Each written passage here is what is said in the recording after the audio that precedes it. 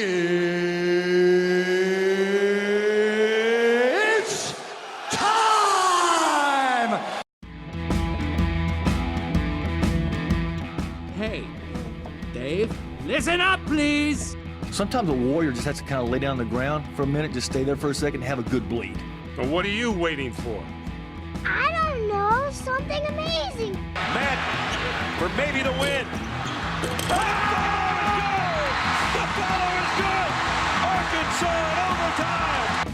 Beard, Gafford, buckle up. Oh! Whoa!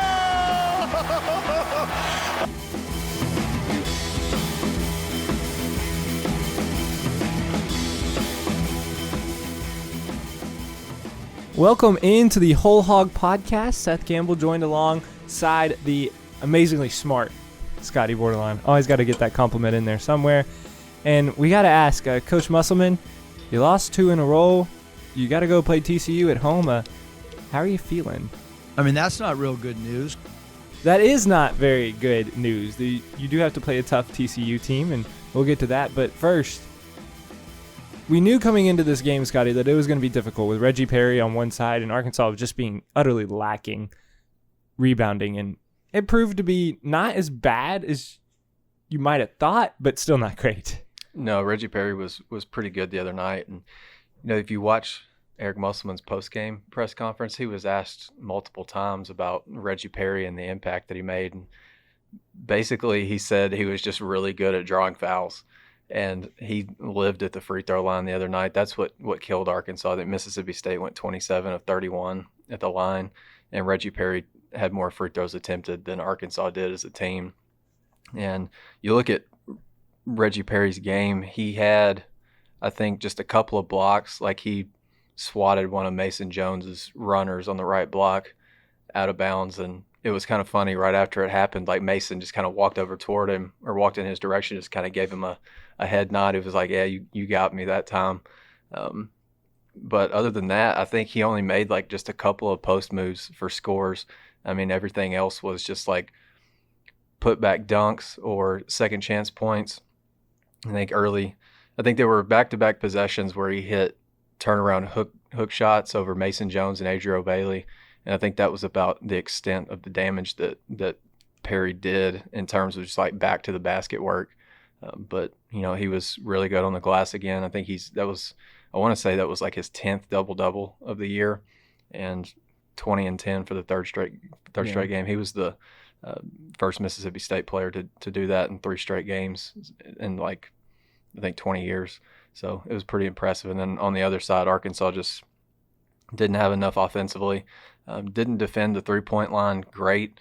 And I thought, you know, Isaiah Joe just had an all-around kind of off night. He kind of got lost on defense a couple of times and gave up open threes. And then we all saw the one time where he tried to close out on a 3 and just kind of stubbed his toe and fell to the ground. That was not a great moment for him. And then he struggled from the floor. So it was a pretty rough night. Yeah, that's going to be on some highlight film somewhere down the road on some kind of SEC network or something of he got. Might show up on Come On Man. Yeah. Or Shacked in a Fool. Yeah, he got Probably Shacked in a Fool more so than football, you know. But that is an unfortunate event for when I saw that I was like, oh, Isaiah, you know, it happens to the best. It happens to the best of us, but that just kind of sucks. Reggie Perry, as you said, it was early in the game. Arkansas decided that they weren't going to double him, and he was hitting those hook shots. And then when Arkansas decided they would double him, he didn't hurt them that bad from the field. It was, like you said, him getting the free throw line. And sometimes I like to listen to Chuck and Matt Zimmerman on the radio, and I was listening to them towards the end of the game. And, you know, Zimmerman was saying, hey, foul Perry. When Arkansas was trying to come back into the game and foul, he said he's a 69% free throw shooter on the year. He's due to miss like his next 5 or 6, and he never did. And so when you have a guy that shoots 69% on the year and comes in and shoots what he did from the free throw line. He's 14 out of 15. And I mean, that's just not your night. No, not at all. And, you know, Mississippi State, aside from Perry's 26 and 13, they got pretty good production from DJ Stewart. They put 3 other guys in double figures. DJ Stewart had 14, Nick Weatherspoon 11, and Tyson Carter had 10. Those guys were a combined 9 of 30 from the floor. So you feel like you defended the role players pretty well, but 4 of their buckets were threes. And then Iverson Molinar, a freshman, hit a couple pretty big shots. He was 2 of 3 from 3. So they just kind of lost him. And it's kind of a mixture of that and just some timely scores from them. They just kind of put him over the edge. Yeah, I wrote down Molinar's name a few times as kind of a difference maker, one of those role players that came in and helped the Bulldogs. But all of this that happened in Starkville makes the rematch in Fayetteville pretty interesting. What do you think is going to happen, and can Arkansas come back and win that game in Fayetteville, Scotty? I mean, I think so. I think home court advantage gives you a few points. Is that game on a weeknight? I think I thought it was a Saturday. Let me Google it. Yeah, if it's a Saturday game, I don't have any doubt in my mind. Yeah, that's a Saturday on February 15th. Yeah, that'll be, I mean, that's one of the sellouts, and Arkansas fans are going to jump at the chance to get on Reggie Perry as much as they can for a couple hours. But that should be a really fun atmosphere. Did it seem like to you that Perry was a little mouthy in that game? I mean, we're not there, so we can't see it, but there's a few times that the announcers were saying that he was talking to the Arkansas bench. Yeah, I think he understands everything that went into that game, because, I mean, he was the reason that the game was the way it was, just the way his recruiting went down. And I don't have any doubt that he, maybe gave a little bit extra at some points, just because he wanted to prove a point that, I'm in the right place, chose the right school, no matter what the circumstances behind the scenes might have been. But yeah, I noticed that too, and he kind of had a bleep-eating grin on his face a handful of times too. It was his night, but I think given that there's a little bit less than a month between now and then, I don't think Musselman's going to worry too much about that game, because he's got three road games before then. But definitely you want to play well and limit an opposing team's star player on your home floor in hopes that you can split the season series. All right, Scotty. We haven't talked about the Kentucky game. It was so far back, but it would be wrong of us to go back that far, but it would also be wrong of us not to mention that when Calipari got tossed, I've been covering the Razorbacks just this year. It's the first year that I've been covering them, but I've been going to games since I was a freshman in college, and I went to some periodically throughout. It's the loudest I've heard Bud Walton Arena. Yeah. What about you? Yeah, for sure. I think it's definitely top 3 for me. And I think the moment that Calipari got tossed, I think for that next 5-10 seconds, maybe even a little bit longer than that, it was as loud as I've ever heard it. And Dudley's been covering Arkansas for a long time, and he's been around been either covering the program or with the program since the 80s. So he's heard Barnhill when it's been rocking, and he's covered Arkansas, since Bud Walton Arena opened, and he said that was the loudest he'd heard it. The other 2 moments I think of are, obviously the Michael Qualls dunk to beat Kentucky several years ago, the Tennessee game in late December 2017. And Arkansas won. Arkansas won that game, beat Tennessee, and Daryl Macon and Jalen Barford and Daniel Gafford too just set that place off. It was unbelievable. The game finished in the 90s, it was 90-something. I think in overtime. Yes, if I'm not mistaken. Because I think Arkansas wasn't that the game Arkansas hit 3 straight threes to start overtime and get a 9-point run in the overtime. Yeah, one of the things I remember most about that game is Anton Beard taking a really, really quick 3 in transition in the corner, and you're like, dude, what are you doing? Milk the clock, pull the ball out and run some clock. But he pulled a right corner 3 and drilled it, and the place just went absolutely berserk. And then the only other game that I can really think of off the top of my head was I think it was Oklahoma State, maybe January 2018. Okay. I'd have to go back and look at that. But yeah, it was January 27th, 2018. Arkansas beat Oklahoma State by 1 in the Big 12 SEC Challenge. That game was pretty intense. All right. let's move forward now. Let's preview another Big 12 SEC challenge in Arkansas playing TCU. This is the first time Arkansas has played TCU in this Big 12 SEC challenge. Seems like most of the time they get paired up with Oklahoma State. I'm trying to think who else have they gotten paired up with before. I know they played Iowa State, but was that a part of the Big 12? Yeah, it was. Okay. Yeah, I think that was Bobby Portis's last season. Okay. TCU coming off a huge win against Texas Tech, beating a ranked Texas Tech team, and they are a team that's just right there on the bubble. They're not necessarily, if you look at Lunardi's projections, they're not a next 4 out or next 4 out. Like, they're not in the top 8 that are out. But if they get a win over Arkansas, there's going to be some reversal of fortunes. You really feel like TCU, they started off 3-0 in the Big 12, and they have an opportunity here, and they're going to try and come into Bud Walton Arena and seize. Yeah, for sure. And you mentioned they got up to a 3-0 start. They beat Iowa State at home, and then they went to Kansas State and won. And I don't know if you've heard it called this before, but Kansas State's arena is called the Octagon of Doom. So anytime you can go into the Octagon of Doom and win, yeah, it's a pretty crazy name, pretty great name. That's pretty solid. And then you follow it up with a win over Oklahoma State, who's not great, but they're kind of scrappy. They hung with Baylor for a long time last weekend, and I thought they were going to beat Baylor. Baylor was, I think, number 1 in the country at that point. And then they go on the road and just get boat raced by West Virginia and Oklahoma, so you're kind of wondering what's going on with them. But two kind of tough places to play, especially West Virginia. That place can be a hornet's nest when you're not playing well. Right. But to come back and beat Texas Tech was pretty solid win.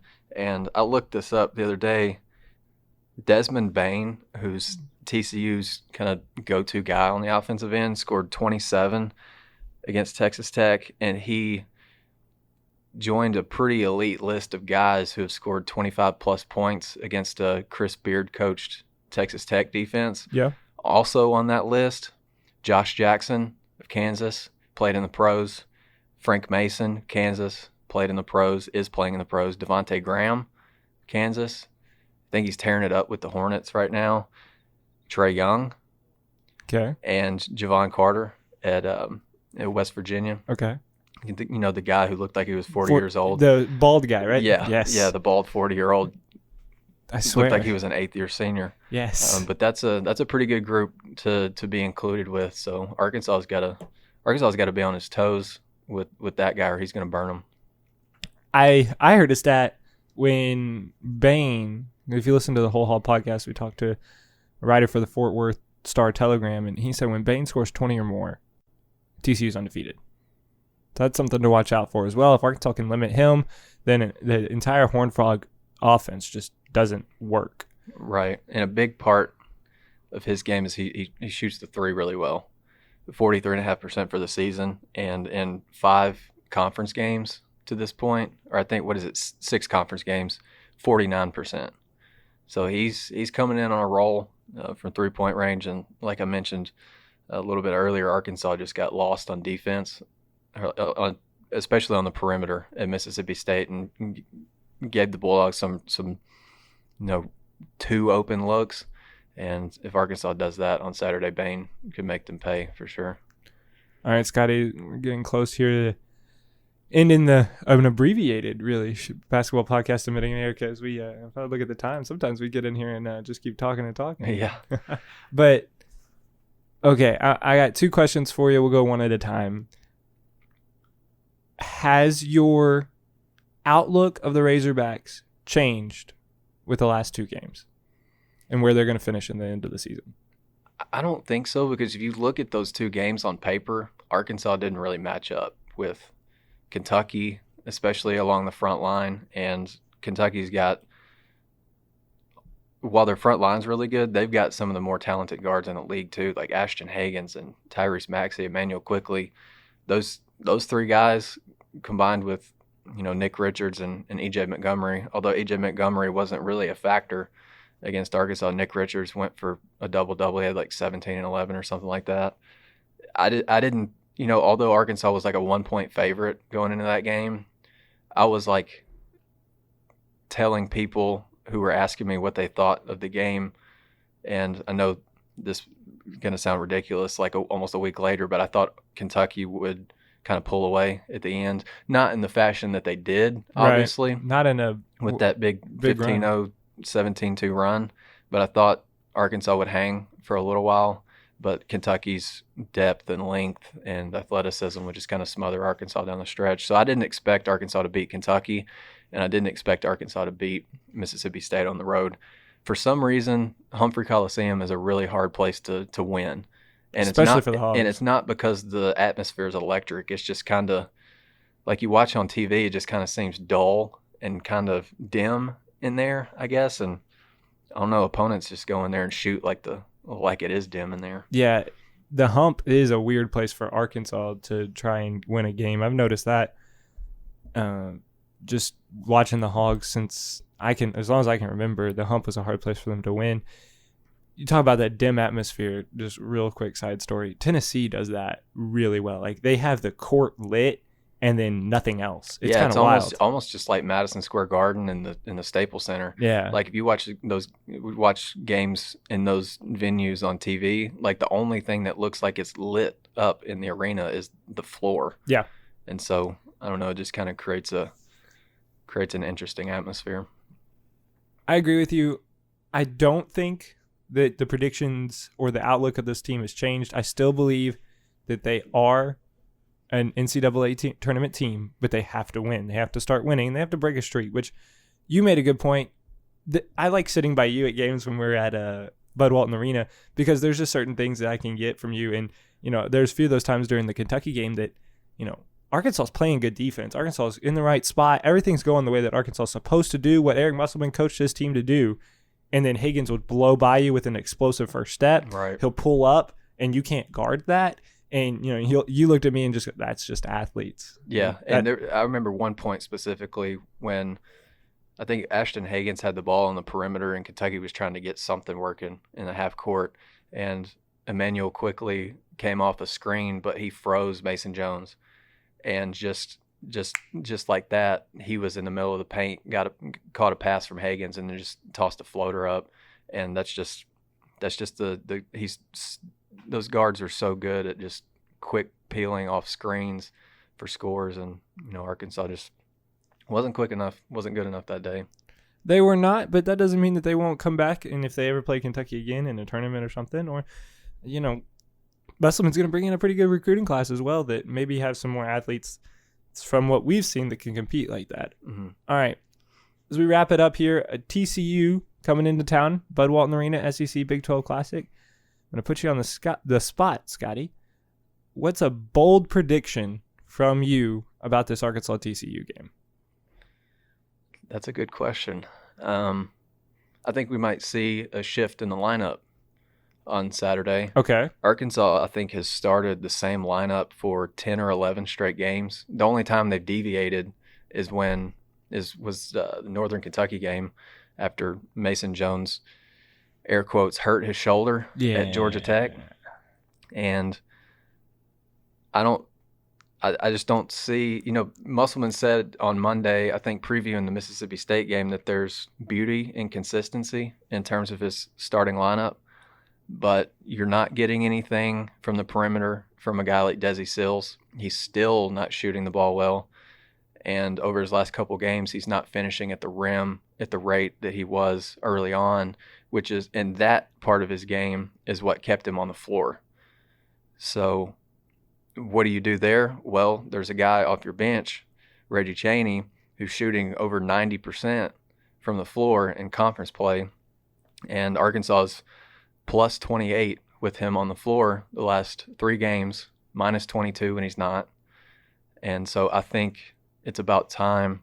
And I'm obviously not telling Eric Musselman what to do, right? Because he's gonna do whatever he feels is best. But I think it might be time for a change of scenery for Desi Sills. Throw your most efficient player over the last 3 games into the starting lineup and just kind of see where it goes from there. You want to go with Bailey and Chaney? Bailey and Chaney, and they haven't played. I think, according to my Hoop Lens subscription, they've played less than 70 offensive possessions together. So there's not just a ton of substance there. Not a great sample size, but Arkansas wants to rebound better, keep TCU off the glass, Reggie Chaney and Adriel Bailey on the interior, I think gives you the best chance to maybe match up with TCU and grab some boards, which could be the difference in the game. And something that we didn't see, I can't remember, and I don't remember writing down against Mississippi State, and there's another lineup that surprisingly enough lets Arkansas rebound well, is the 5-guard lineup as well.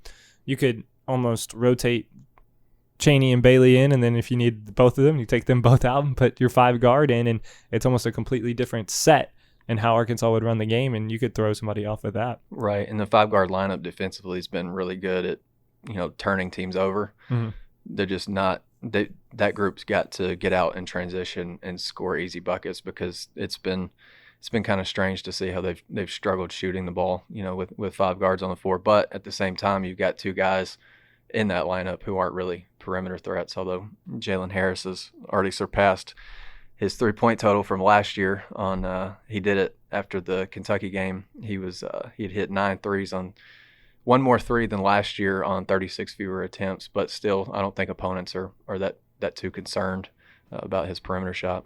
I think my bold prediction is I think you'll see Mason Jones and Isaiah Joe both go for over 20. I think it's about time that they haven't It's stepped time for up. Isaiah to break out. He's shooting 21.4% from 3 in their 3 conference losses, 44.4% in their 3 wins. So you can almost tell how the day is going to go just by the way he's shooting the ball. And when he started off hot against Kentucky, you're going, all right, here we go. And then he went 30-plus minutes. 31 minutes, 21 seconds without a bucket. And then against Mississippi State, he went 25-14 without one. So it's time for him to get going.